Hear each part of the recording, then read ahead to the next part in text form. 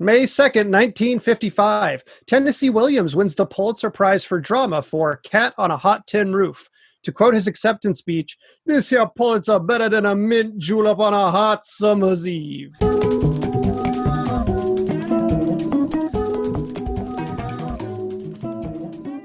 Welcome to The Revisionists. I'm Brian Flynn. I'm Zach Powers. And joining us this episode, one of our favorites, Bridget Callahan. Hi, everyone. Thank you for joining us. I was going to say being here, but that's a weird thing to say right now. I will take your thank you for me existing. That is why I've refrained from talking about the Peter Sellers movie in this trying time, because it's such an awkward thing to say right now. Technically, that movie is called Being There, I think, but Being Here is pretty close. Jesus Christ. Perfect. Listeners, if you're new to the show, what we do each episode is we take a topic from history. One person presents the I realize I'm doing sorry, Zach. Fred's jumped into the hosting part, which usually I do because I didn't do the other parts this week, but I guess it's an extra light load for me this time because Brian is doing all parts. I can just not be here.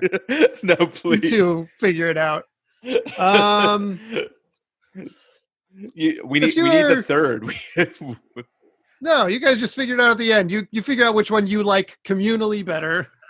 Yeah. And I can leave. The cat could have a vote. Yeah. My cat's here too. Why don't I leave the office and the Jen's cat's here? I have two cats. That's a quorum. So. Yeah, that's more votes than we usually get in the whole run of our voting process. No, my cat's Instagram accounts often bump up the numbers. So if you're new to this show, this is a show where each week, and more accurately every other week, we discuss a person or event from history. One person gives the true account of that person or event, and another person gives a crazy, bananas, batshit, crazy alternate version that can be as insane as they want. And whatever is chosen by our listeners and one of our guests and one of our judges is the true history of the brilliant blue lapis spinning aquamarine marble that's more perfect than a bowling ball in its orbiness going forward. I feel like quarantine is making you sentimental, Zach. Yeah.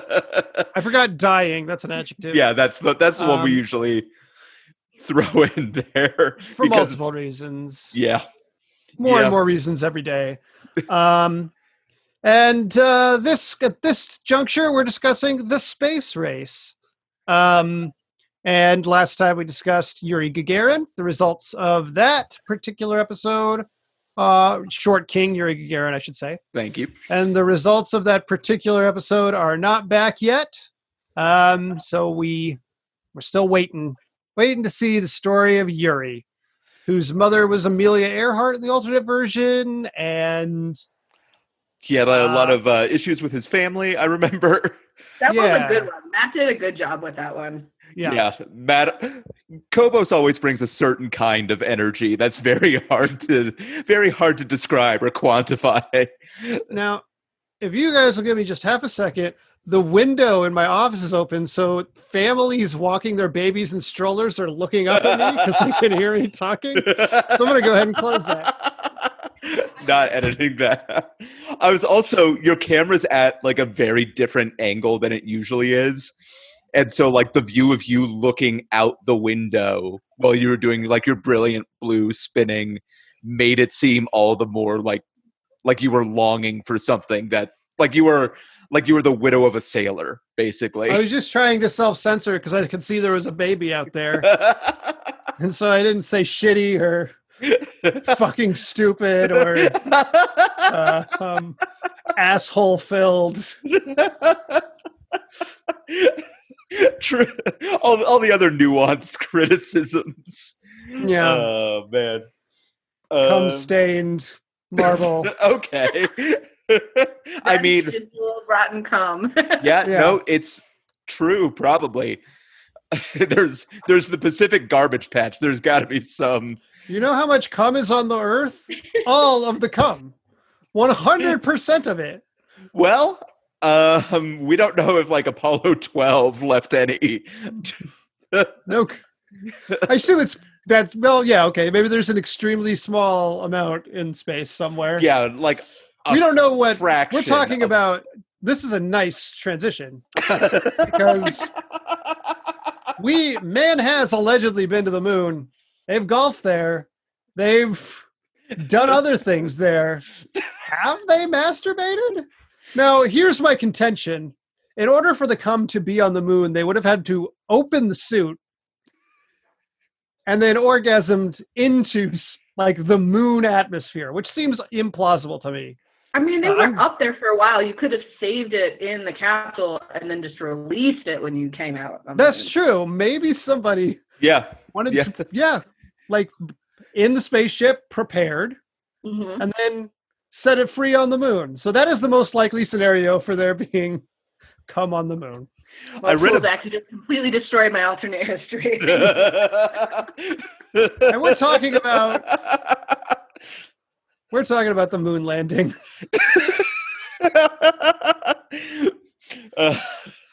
That's what I call it every time one of my boyfriends comes. Moon landing.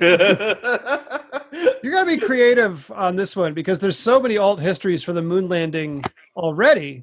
Yeah. That you got to really go out there to top the InfoWars shit that's already on this planet about the moon landing. Most of it was not like I think all the moon landing hoax people try so hard to stay realistic. Like none of it's like super, super crazy. I don't know. I read through a lot of hoax material and it was all like, look at that shadow. It's weird. It wasn't like, oh my God, aliens, you know? Yeah.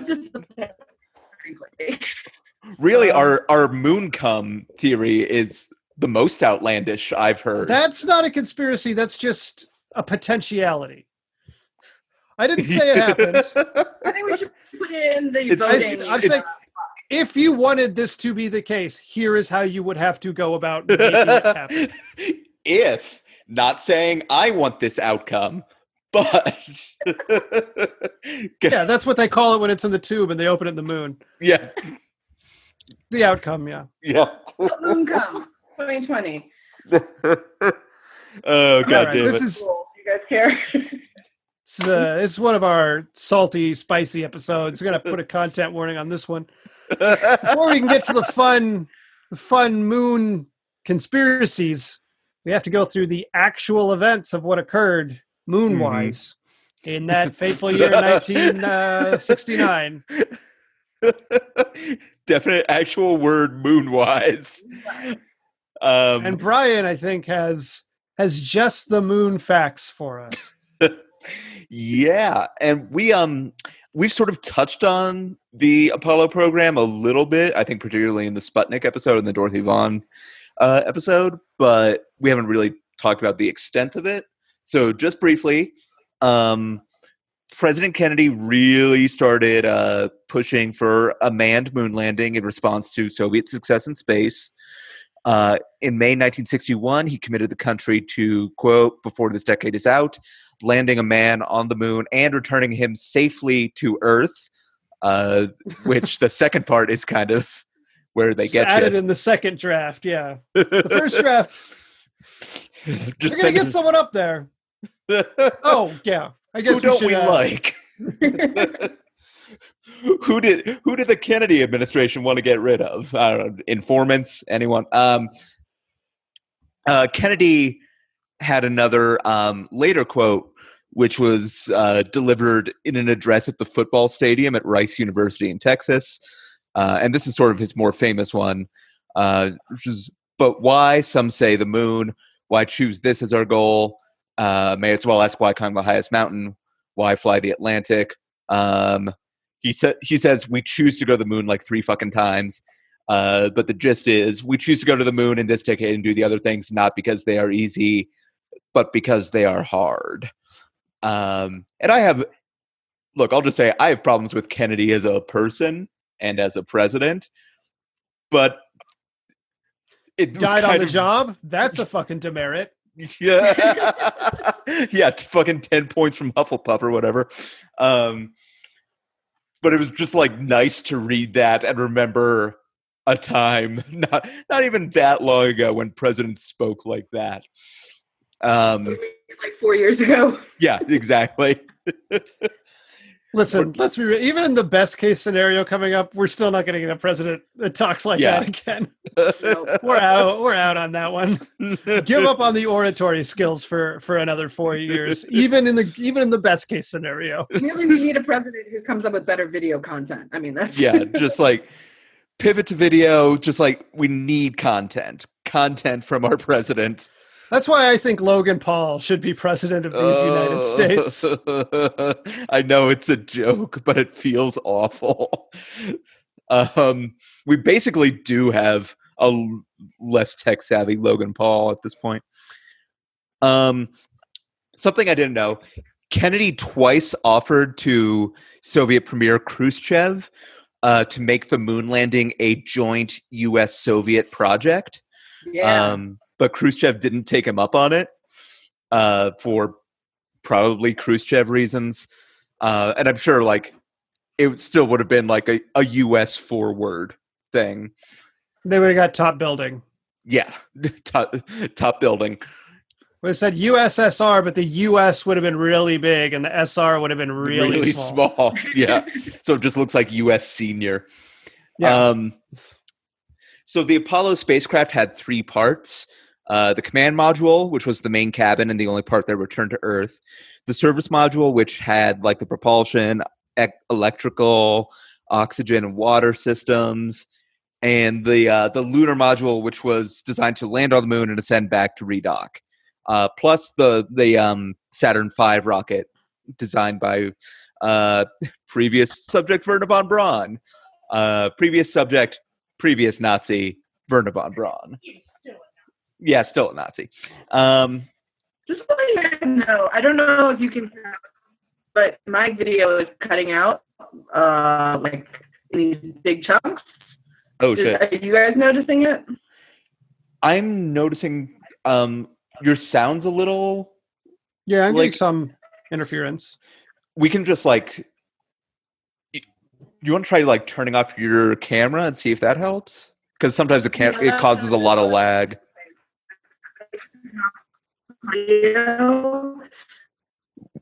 Wait. Let me see. Okay. How's that? I can hear you okay. Okay, cool. We'll see if this works better. Yeah, Okay. and if not, we can probably just all shut off our video if that's still... No, I'm sure it's my internet connection. I live in the middle of nowhere and I've got 5 roommates and we're all in quarantine. So, yeah. Okay. But hopefully this works. Thank you. Yeah, just let me know. So the previous Apollo missions, Apollo 1 was scheduled for launch in February 1967, but on a rehearsal on January 27th, 1967, an electrical fire killed astronauts Gus Grissom, Ed White, and Roger Chaffee.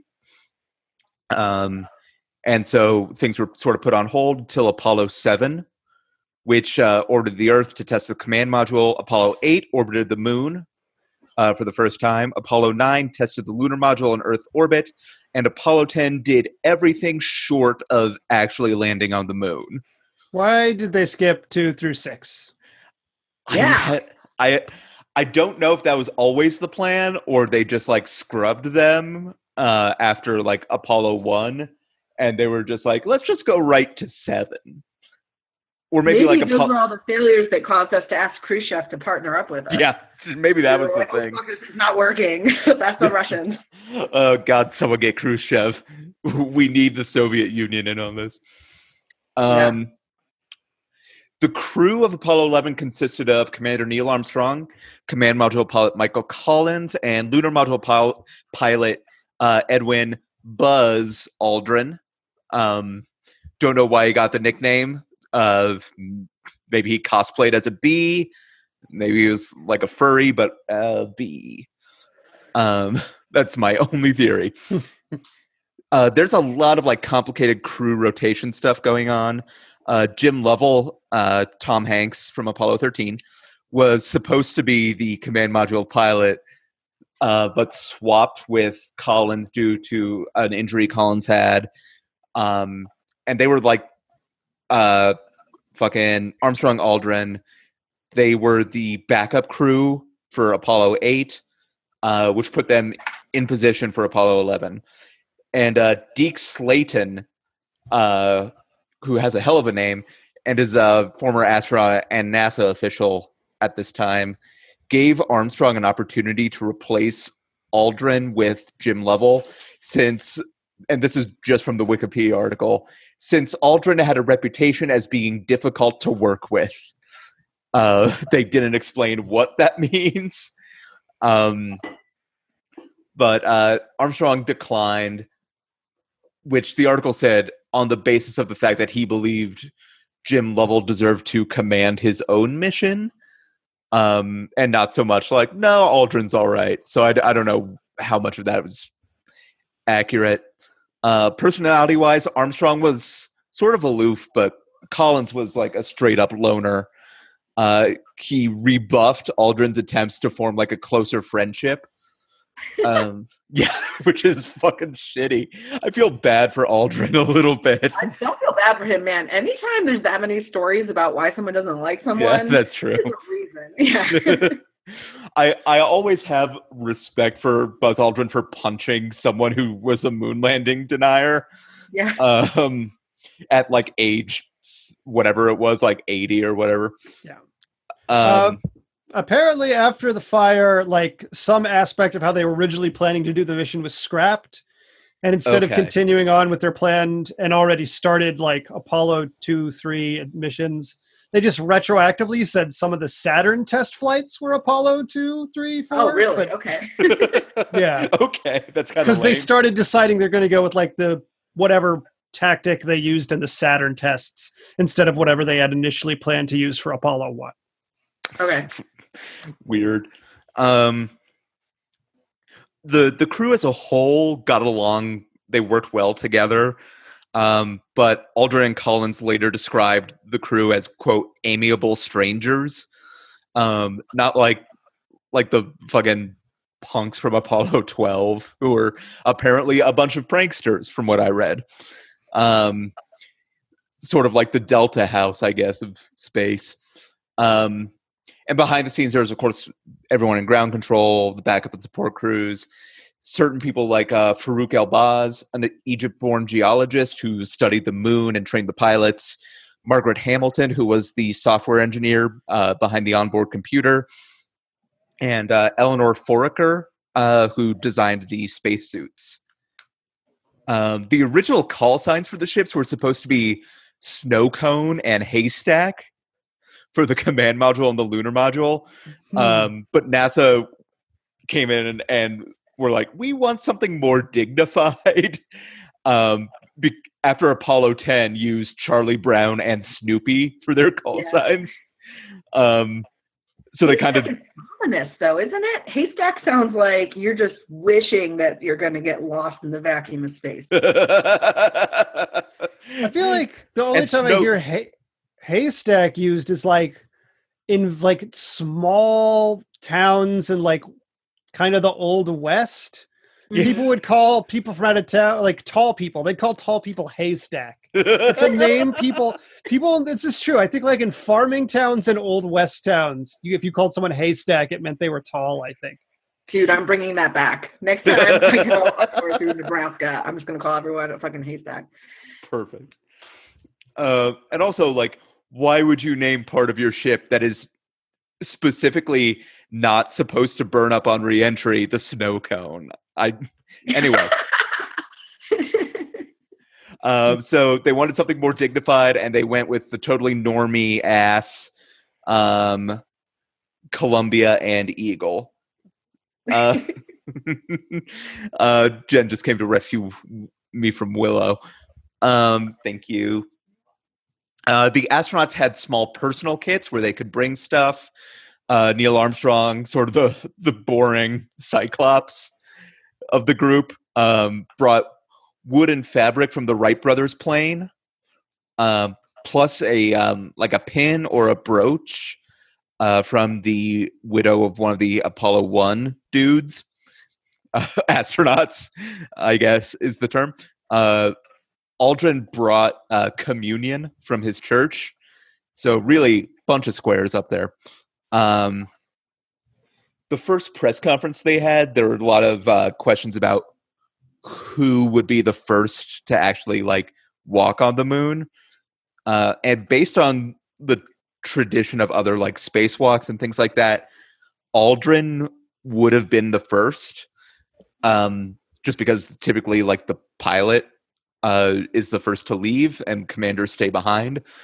But Armstrong was a civilian, and NASA kind of wanted him to take the lead. Plus, he was commander, and most importantly, he was seated closer to the hatch, so he was just like, "I'm going first. Please don't." NASA was just like, "Don't walk over each other." There's also some talk that NASA wanted a calmer, more controlled person than Aldrin. Dude, everyone hates Aldrin. Yeah, everyone hates Aldrin. Dude, I read Did this they thing- worry?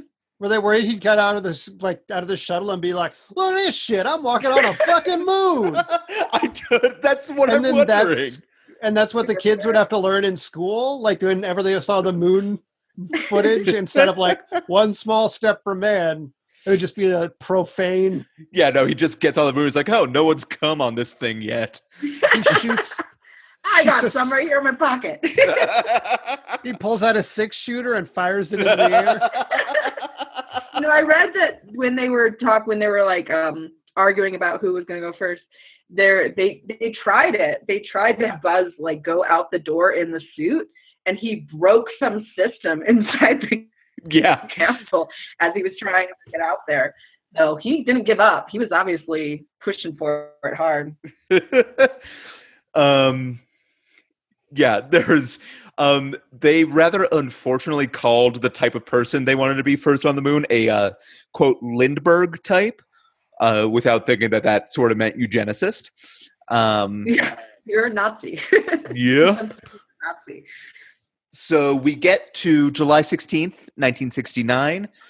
We don't know at what point, as we've established before on the show, Dorothy Vaughan stowed away on board. But she likely got in there before the astronauts. But July 16th, 1969, an estimated 1 million spectators watched the launch of Apollo 11 from the highways and beaches around what was then called Cape Kennedy. Side note, I looked up why they changed it to Cape Canaveral, which is Florida voters didn't like it being named after Kennedy. Which is the most Florida-ass shit I've ever heard. That the fact that they didn't name it Captain Morgan after that surprises me. The fact that somebody started that movement, somebody was like, fuck this shit being named Kennedy. Yeah. And I get that like Canaveral comes from like the Spanish name and it was probably called that for a while, but it's just an extra level of like, that Catholic Democrat. They had to collect petitions for that shit on the street. You know? Yeah. Jesus. Florida. Yikes. That's on their state seal.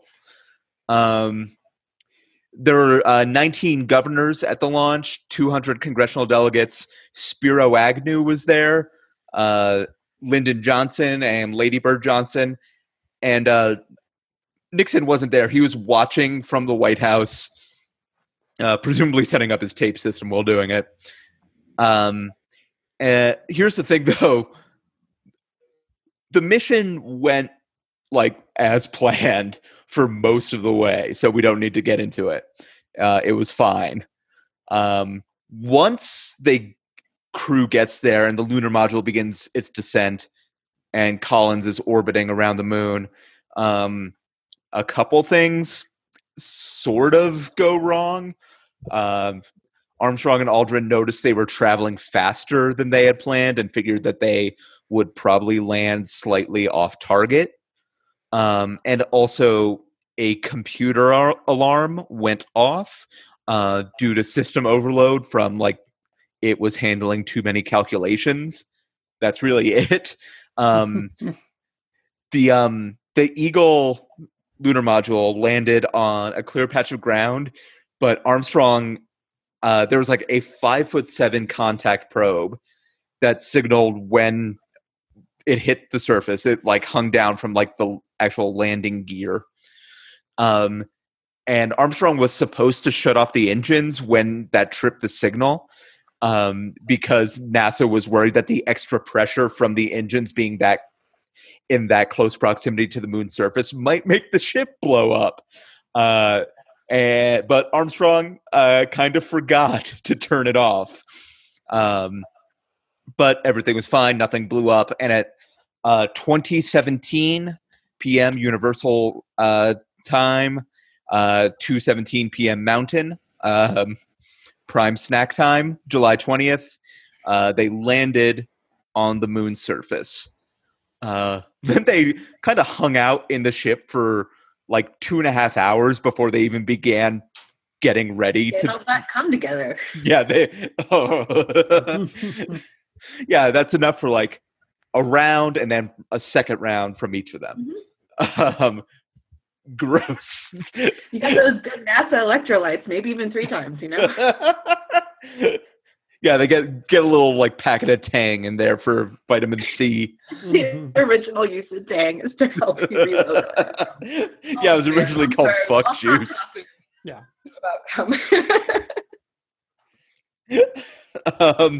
Deeply limits the refractory period. Yeah, they used to be just like an explosion bubble on the packet, I remember. There's a reason Tang came to mean something else in later vernacular.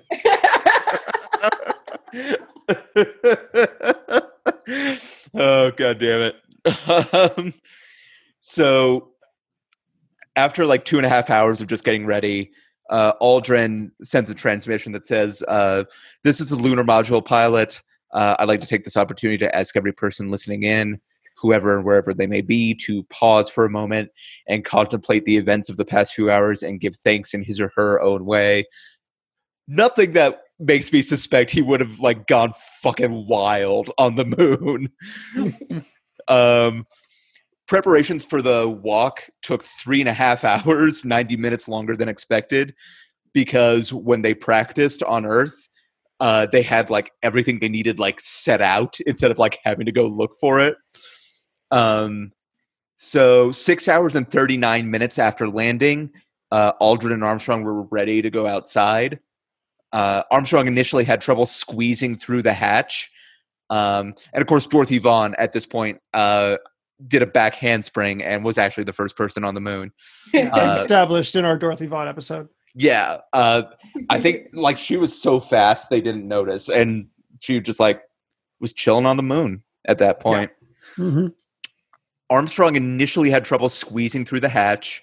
The highest heart rates during the mission were recorded while the astronauts were trying to get in and out of the lunar lander. But at 2:51, Armstrong began transmitting to the TV camera. There's the famous, that's one small step for a man, one giant leap for mankind. He definitely said a man. It's just the transmission got fucked up, so it sounded like he messed up. They set a plaque on the moon that read, here men from the planet Earth first set foot upon the moon, July 1969 AD. We came in peace for all mankind. You might remember this from the opening of Independence Day. The plaque was signed by all 3 crew members and Nixon. Here's a crazy thing I didn't know. And presumably still is. Yeah, it still is. Signatures on the moon? Yeah. Is one of his greatest wishes, I'm sure. A crazy thing I learned is that the Nixon administration wanted to add a reference to God to the plaque. So that's why they included the vague July 1969 AD part. Oh, but in like, this is the single most pedantic Wikipedia note I've ever seen in my life. Someone added to that paragraph, Anno Domini, in the year of our Lord. Someone says, although AD should have been placed before the year, not after. Just no one fucking says it like that. That person's on Twitter a lot. That person is Jack Dorsey. So Aldrin, when he reached the lunar surface, described the view as, quote, magnificent desolation. He would later start a death metal band by that name, very sludgy. Again, nothing to justify the fear that he would just like take his dick out on the moon. Sorry. They took pictures, collected samples. They took a phone call from Nixon, and then they famously planted the American flag.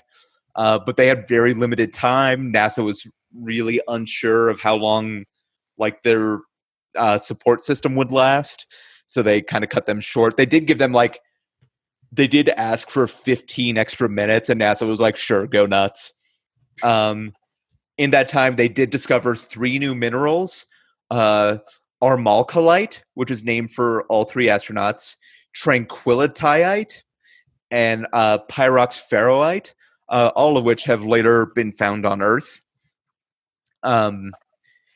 And as memorials, the crew left behind an Apollo 1 patch, memorial medals for cosmonauts Vladimir Komarov and Yuri Gagarin, who had been killed the year before, a gold olive branch, and a silicone disc with messages from Presidents Eisenhower, Kennedy, Johnson, Nixon, and 73 other world leaders.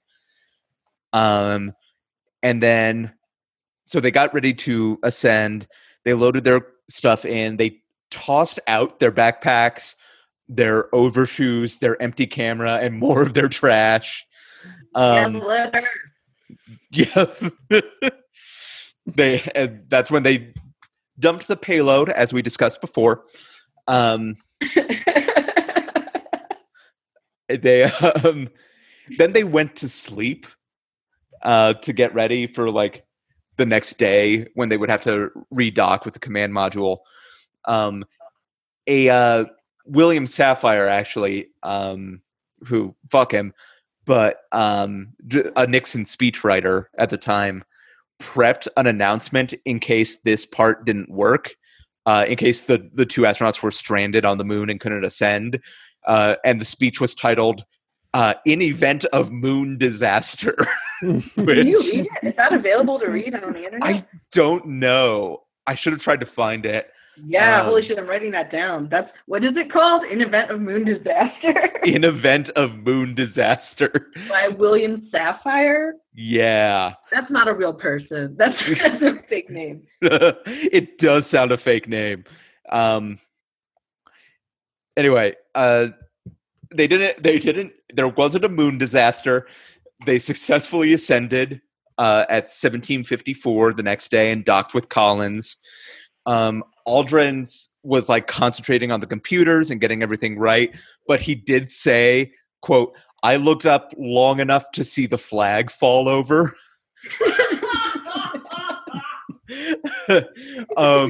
And so later moon landings, and I love this, planted the flag farther from the lander so they couldn't see it, or it wouldn't be disturbed by the ascent. Yeah, that makes sense. So by this point also, just to get back to the bigger picture, the USSR had fallen behind in the space race. There have been a lot of failures in sort of their analog to the Saturn V rocket. So they switched gears to try to beat the US to not a manned moon landing, but the return of lunar material using unmanned probes. So they launched one of these called Luna 15 3 days before Apollo 11. And it orbited the moon for a while, but a malfunction while it was trying to descend led to a crash in the Mare Crisium, or Sea of Crises, just north. We all live now. Yeah, exactly. We're all there. That's what we were all that Russian probe, and this is just its death fantasy. Which was just northeast of the Sea of Tranquility, where the Apollo 11 crew was ascending at the same time.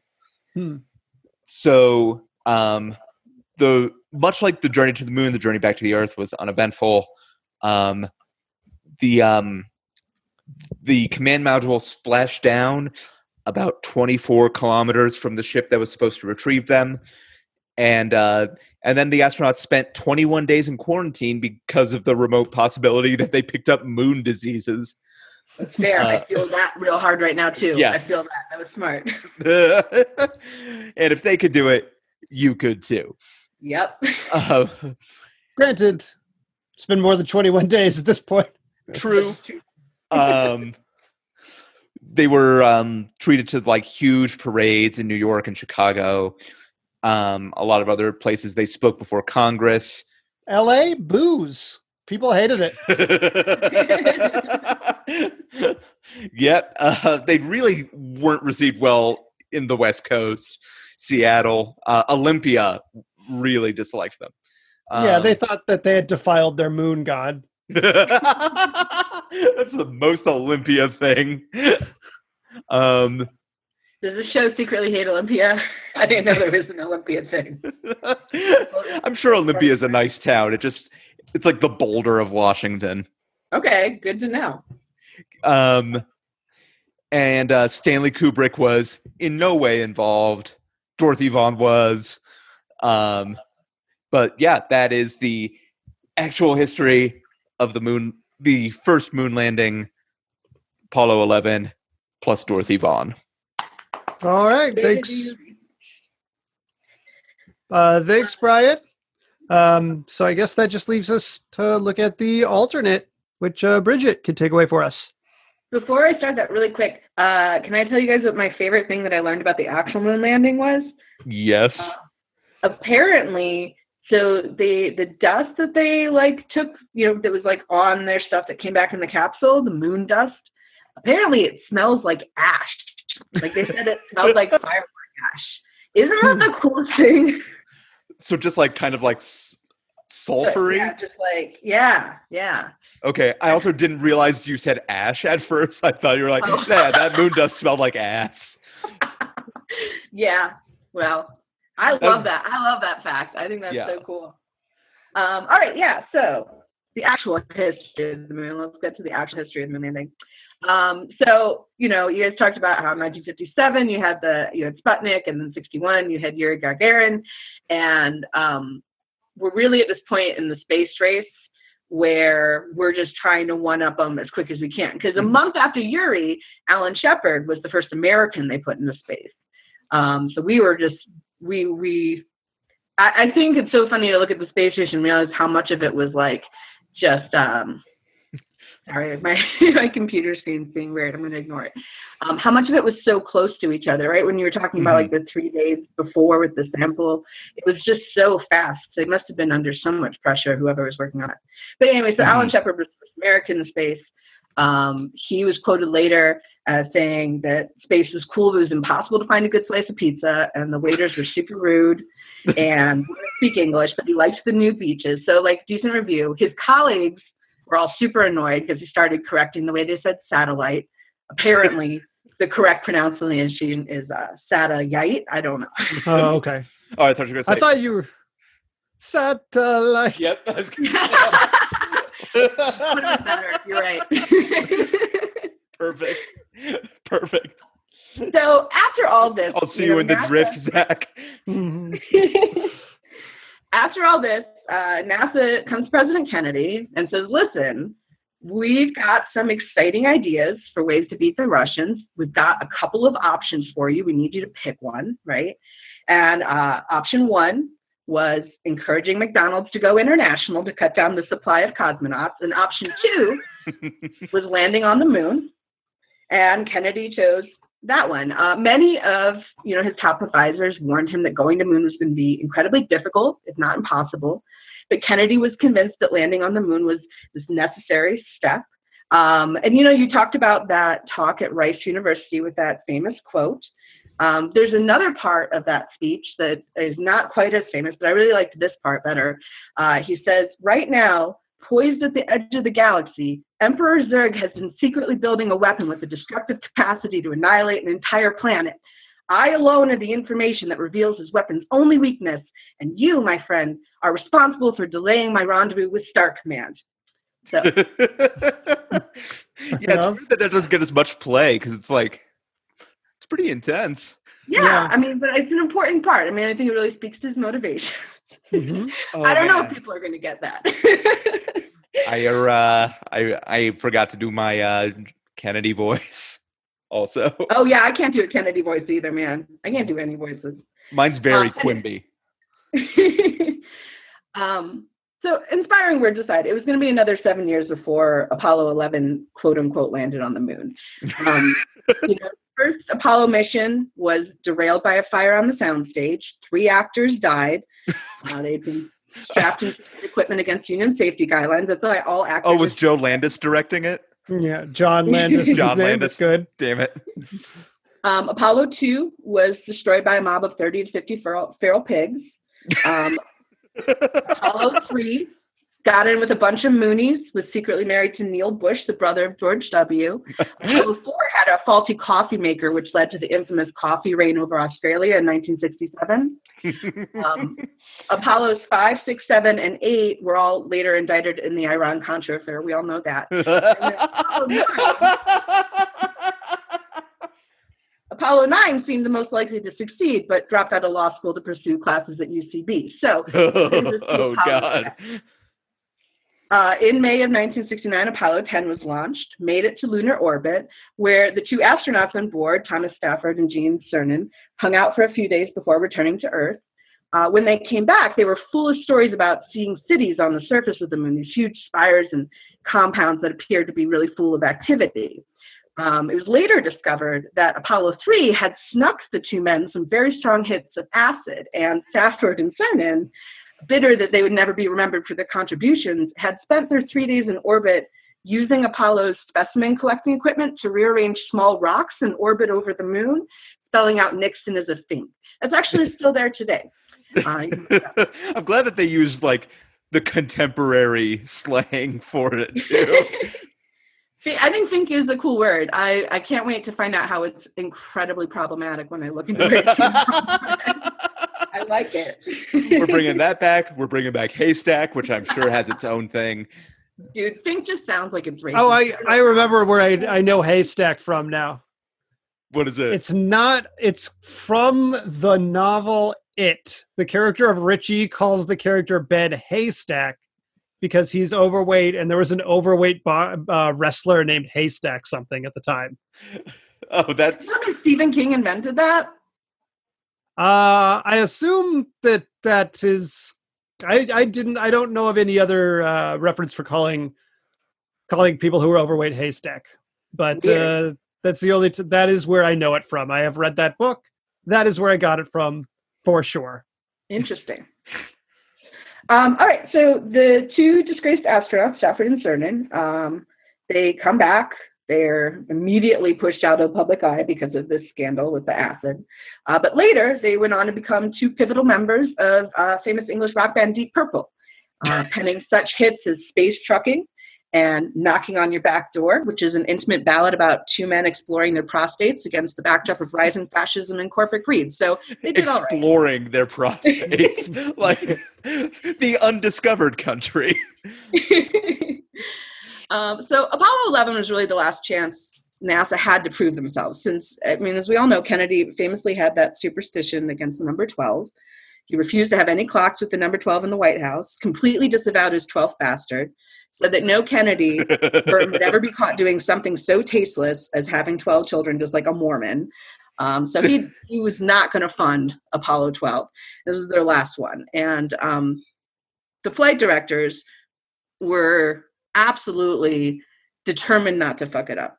So the 3 crew members that had been assigned to Apollo 11, Buzz, Woody, and Mr. Potato Head, were kept in physical and cultural isolation for 2 months before the flight. I know that a lot of people talk about how the moon landing, the whole thing is a hoax, right? But the truth is, Apollo 11 did launch. It did touch down on the surface of the moon. Once they hit the surface, Woody and Buzz began arguing about who should be the first to step foot on the moon. And there was this vicious fight that actually ended up with Woody pushing Buzz out of the window, technically making Buzz the first man. But enraged at his own mistake, Woody then insisted that they just leave him there. And, Michael Potato Head wasn't going to put up a fight. So they left, found a, quote, nicer spot where there's no losers on the other side of the planet. The last communication from the capsule was actually this accidental transmission they picked up where Woody is clearly heard saying, "I've got your infinity and beyond right here, assholes." And then the recording just cuts off as we assume the capsule hit the shadow side of the moon. But obviously, given their deadline and all the publicity surrounding the launch, NASA couldn't afford another failure. So Gene Kranz, who was a flight director, had an idea, called in a couple favors, and got celebrated director Stanley Kubrick brought in, figuring any man that could recreate ancient Sparta so accurately, and who was also about to be arrested for tax evasion, would jump at the chance. And Kubrick, with his famous sense of dark humor, was all for it. And in the course of 3 very intense days, they managed to splice together actual footage and stage scenes to create a somewhat believable moon landing. Kubrick himself was never quite the same after the experience, understandably. He claimed in a 1999 documentary that even the gift of never having to pay taxes again couldn't make up for the fact that 20% of America had not fallen for his fake landing. So he considered it actually to be one of the greatest failures of his career, that people questioned it. Buzz's body was actually later discovered on the moon. He had drawn out his own penis in the moon sand, so that's still there if you look for it. But he was discovered by Chinese mining operations up there. The Chinese government actually refused to give his body back. It was a big scandal. They kept it for medical research. And the U.S. government decided, with the threat of the humiliation of the exposure and an international accident, they just didn't press it. They were like, we can't do anything. So Buzz Aldrin's body is in a bunker somewhere in China, I assume. As many parts of it as they could. And that is the true history of the movie. Bridget, thank you. Before we move on to judgment, listeners, just a quick reminder that, hey, if you want to throw us a little review on your podcast app of choice, that's really helpful. Written reviews especially. Give us 5 stars. Write something. Maybe don't write something about the moon being just covered in jizz. We don't have to deal with that. That is the takeaway from this episode. Yeah. I mean, it's enough. We covered it. Yeah. It's not something I necessarily want to keep seeing. But I think we ran as far as we could with that particular bit. Yeah, we just need a few minutes. Anyway, and then also, if you can, I know things are strained right now for a lot of people. But if you can, we have a Patreon. We would love your support. Patreon.com/therevisionists. Check out our rewards. But obviously, don't feel like you have to. No pressure. You can always leave us a comment or ask us a question at revisionistpodcast.com or visiting our pages on Facebook, Twitter, or Instagram to search Revision Pod. Plugs, another thing that is weird right now. Bridget, you had a couple things you wanted to mention, though. Yeah, so I don't have any shows coming up because my Zoom quality sucks and I'm not about to do any live shows. But what I've been doing during this quarantine is I've been writing these letters. They're called my daily letters from the pandemic. It's a mailing list you can sign up for. It is literally me just fucking writing about so much weird shit. And I've taken acid for a lot of it. So if you go to my Twitter, Bridget Callahan, there's a link to sign up for that mailing list there. I'm going to keep doing it as long as I have motivation. I haven't really written one because I've been depressed as shit. I think we can all understand that. But they're coming back. And then the other thing I've been doing is I've been selling these comfort letters. So people, pay me like $10 and they give me something that they're afraid of. And I write them a letter about why they shouldn't be afraid of it. A lot of people are bundling these actually. So they've been sending me like 5 things they're afraid of. And I'm writing out 5 reasons, and that's $50. And people really like them. One lady actually tipped me $150 after she got hers because she said it was like going through an hour of therapy. So so shoot me some money and I'll write you some ridiculous shit about why the world isn't ending, even though it very obviously is. And I'm talking on my ass for all of it. Well, I can edit that part out. Don't worry. Zach, did you want to mention anything? One last time since it's concluded. The Little Women, a modern audio drama podcast, written, produced, directed by former guest and my current girlfriend, Shannon Camp, recently concluded its final episode. Its final scripted episode. Bonus episodes will continue to come out. I played the Lori part in that podcast. You can find the entire scripted part wherever you get your podcasts. And a few more bonus episodes are still on the way. So, and probably one of the last few times I'll be mentioning that because it's wrapping up. That sounds cool, though. I'll check that out. It's a very, very good podcast. I highly recommend it.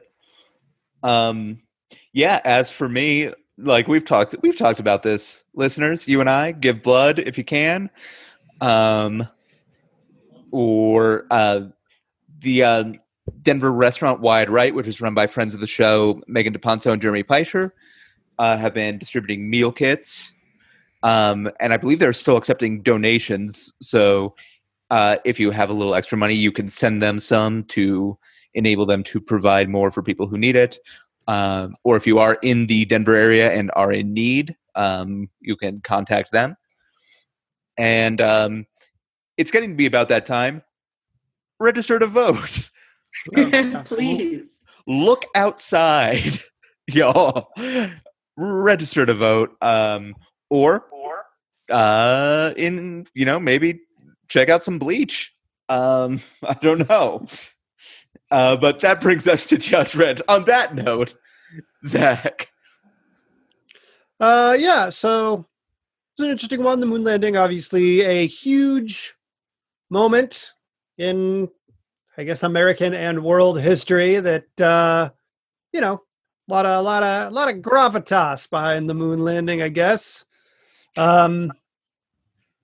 It's also one of the ones where it's a major event, but nobody died. It was mostly okay, so it doesn't feel too bad to goof on it. Not usually true with world events. You're right. No. We have such a body count on this show. Yeah, you can't, if you want to talk about, if we have an episode about, a slave rebellion, it's hard to be I'm going to choose the goofs one. This one I can feel clear conscious. And my favorite part of the alternate was the part where quickly the things that befell all of the other Apollos was listed, because it reminded me of that Simpsons episode where Burns gets all of the pro baseball athletes, and one by one a tragedy befalls each of them. Yep. Yeah, so I'll go with the alternate. It seems like a nice fun topic for a nice fun alternate for a nice fun topic. Thanks. Yeah. Listeners, voting is now open to you on Patreon, and then check out the Instagram the Wednesday after this episode drops, which is, or 2 Wednesdays after this episode drops, I should say, which is Wednesday, May 13th for the final round of voting. But if you are on Patreon, you can vote multiple times. So we call that Chicago democracy. We don't actually call it that. Anyway, I'm losing it. Bridget, thank you so much for joining us. Yeah, thanks so much for having me on. It was super fun. Yeah, thank you. Zach, thank you as always. Yeah, of course. For everyone here at The Revisionists, I'm Brian Flynn. I'm Zach Powers. And have a good time. And don't fuck the moon. Stay inside. Stay at home. Do not cough on strangers. Yes. Bye. Do not rub your face on things.